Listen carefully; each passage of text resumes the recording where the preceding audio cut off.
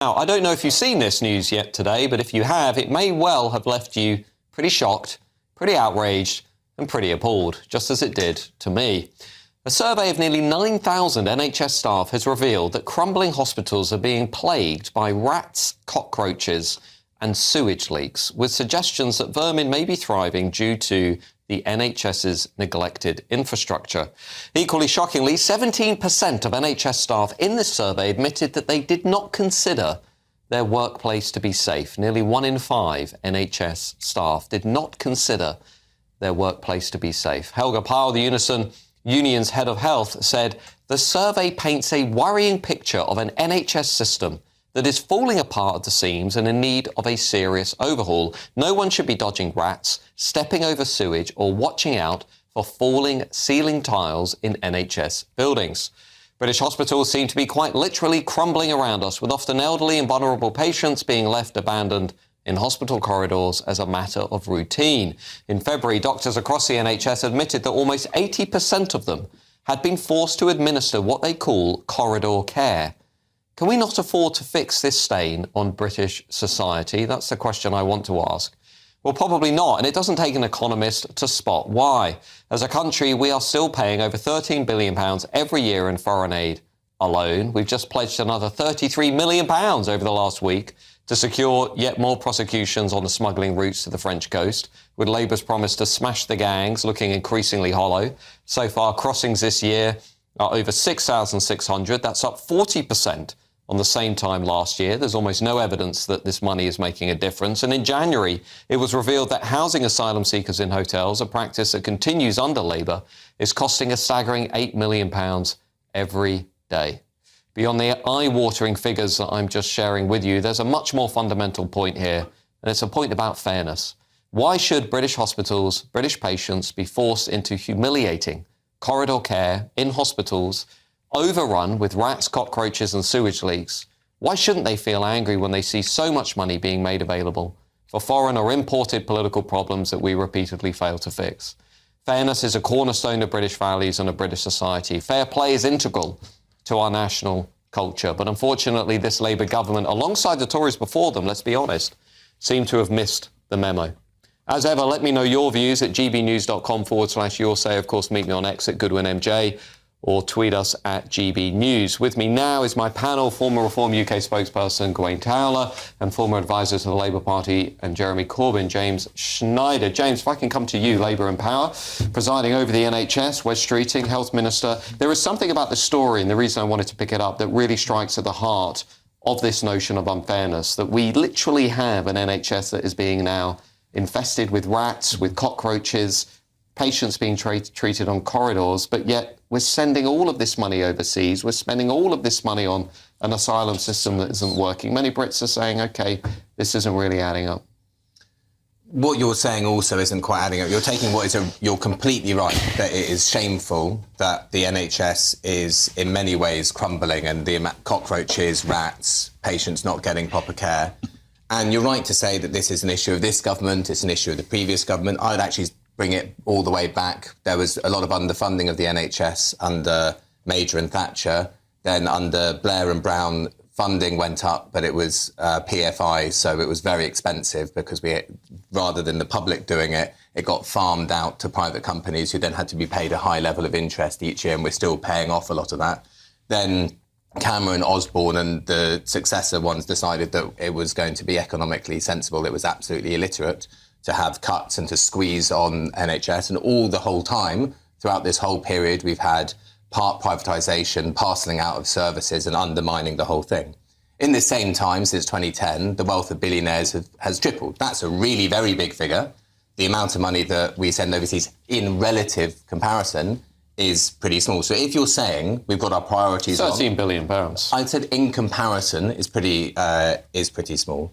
So there are very clearly the wrong priorities that successive governments have all had, and health policies have had. There's been a thread running through all of them that's been quite similar. A move more towards privatisation, a move more towards underfunding and trying to hive out bits of the private sector. And it doesn't work. I mean, what we do need, it is now going to be very expensive, because everybody knows, like, if you've built something in your house and then you've let it rot, it's much more expensive to deal with than if you looked after it while it was there. And we're going to have to go in with, unfortunately, quite a lot of money to rebuild a lot of these things, because people shouldn't be having care in crumbling hospitals, surgery in corridors and the rest of it. Sure, I think everyone can agree on that. Gawain, where do we get the money from? Frankly, it's going to be very, very hard. The NHS budget is already vast, and you're not going to be able to magic this up. I mean, with the much vaunted 22 billion black hole, with the vast sums of money being spent on net zero, with all sorts of spending commitments already in place, and when you see things like the employers' NIC contributions, that's going to hit the NHS quite hard, and there's a whole series of extra costs already. But it does remind me, do you remember we had almost exactly the same story about schools a couple of years ago? Yeah. All schools are crumbling, Yeah, rats infested. It's almost exactly the same story. And I think part of the problem, and this is almost an aesthetic problem, is that many of these hospitals, these new hospitals, were built badly under PFI. Yeah. They were built very badly. The windows are cracked. The concrete is falling apart. Because under the PFI, which was a Labour, and it was daft, it was ridiculous, it shouldn't have been done like that. And they are still, the building may be falling down, they're still paying the massive interest on a building that's collapsing. And therefore you have that problem. I think... Well, why don't we do a pause on something like foreign aid? Why don't we say we're going to do a 5-year freeze? I would agree with you on the foreign aid stuff. The 50 billion that we would have spent overseas, we're going to spend that on fixing our hospitals. That won't touch the sides. That's the problem. It's all very well, but it won't touch the sides. It really won't, because of the interest, because of the contracts, because of things of this sort.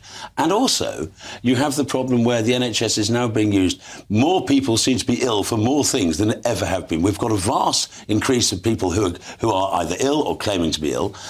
We've seen on the welfare stories recently the vast increase of that, and sickness and mental health and so on and so forth. So we are having much more demand for limited supply, and that's a problem. Yeah, James Schneider. I'll give you 3 areas where we could save money.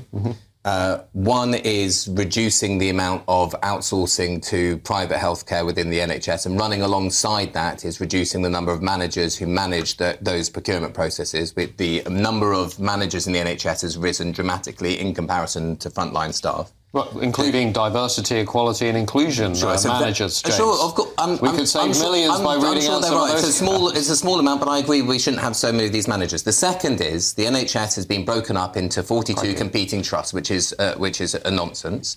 The NHS works because it has economies of scale and it can bulk buy things. So we should go back to having a genuinely national system, not 42 supposedly competing trusts.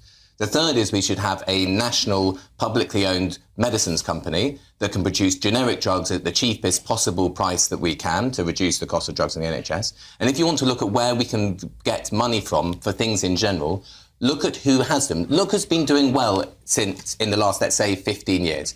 It's not ordinary people. It's not people who use the NHS. It's not people who, generally speaking, work in the NHS. But as I said before, the wealth of billionaires has tripled in that time. There is an enormous amount of wealth stored up in financial assets that could be used as a cash injection, as investment, because we need to invest again in our buildings. If you launch into the rich in that way, they leave. And there's no money. They're gone. Gawain, wealthy people in this country are wealthy because they own a lot of assets that are in this country. A person can leave the country. Yeah. The assets are here. So let's say I have £100 million in British assets. I own a factory. I own houses. I own high streets. Okay. I can sell those, right? I can sell those. Someone else buys them. The high street stays here. The shops stay here. The high street is a mess, as you know. If you're selling the company, if you're selling the business, then the employment drops.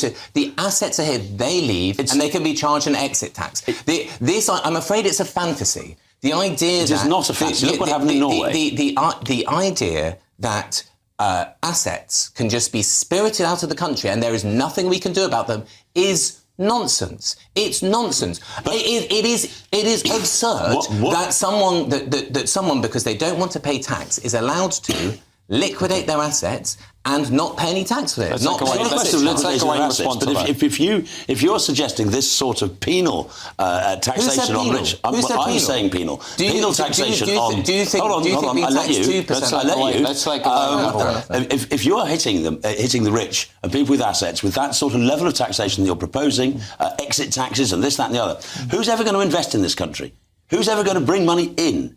It doesn't. The global market doesn't work like that. If you basically say, Fortress Britain, you don't want to be rich, then there'll be no taxation to pay for the NHS, to pay for our services. What you're saying is completely ludicrous and is special pleading for people. No, that it's don't- not. It's special pleading it's for the special British economy. pleading. It's absolutely not. Millionaires are leaving at record rates at the moment. And they're not being taxed in the way that I'm calling for. These two things are separate. Now, So you punish them at home and then punish them for why is leaving. it that the majority in a recent poll of millionaires in this country support the very policy that I'm proposing, which is a 2% annual wealth tax on assets over £10 million? That means you have more than £10 million, you pay 2% a year. On top of all the other tax you're paying. Now, I'm sorry, as I said before, billionaires' wealth has tripled since 2010. It's not like they're short of cash. They're not short of any money. Do you know what is short of money? Your hospital, your GP surgery. The amount of money roads going have potholes in them. I'm sorry.